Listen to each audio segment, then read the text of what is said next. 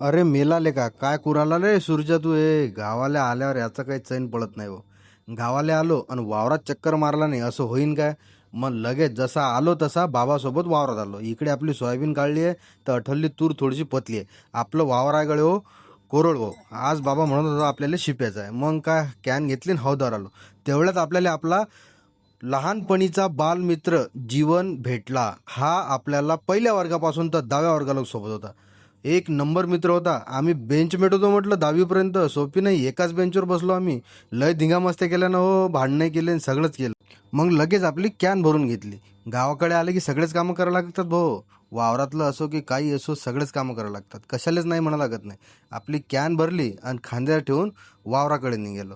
एवढ्या दिवसानंतर हे 15-20 किलोची कॅन खांद्यावर घेऊन असं वाटत होतं म्हटलं काय का 50 किलोचं वजा आहे का रे बा. पण तरी काय करता, घेऊन जाणं आहे वावरातच. हे पहा आज एवढं मोठं पाणी आपण सगळं मीनं बाबानं दोघांना भरून ठेवलं. कमीत कमी 60-70 लिटर पाणी आहे. मोठा टब कॅना घेणार सगळं. हे पहा वावरात आपली अशी तूर आहे गळे हो. एवढ्याली मोठाली तूर आहे. यावर्षी मस्त तूर बसेल आहे. कोरडवा बसून बी आपलं जबरदस्त तूर बसेल आहे. पोट्टे हो, तुम्हाला वाटत असेल की आपण मुंबईला राहतो पण आपल्याला वावरातले सगळेच कामं जमतात बरं. डवरणं वखरणं काय असे नशीन ते सगळंच. नंतर बाबानं पंप खांद्यावर घेतलं आणि लगे फवारायला चालू झाले. बाबाला म्हटलं द्यावं माझं. बाबा म्हणत गळ्या बाय तेव्हा बच्चं काम नाही हे. हे काही दळणं आहे म्हणत. हे पुरं आता हवा आली की सगळं म्हणे तोंडावर उडते, त्यासाठी तू राहू दे, मी माया फवारतो. म्हटलं ठीक आहे बाबा, तुम्ही म्हणसान तसं.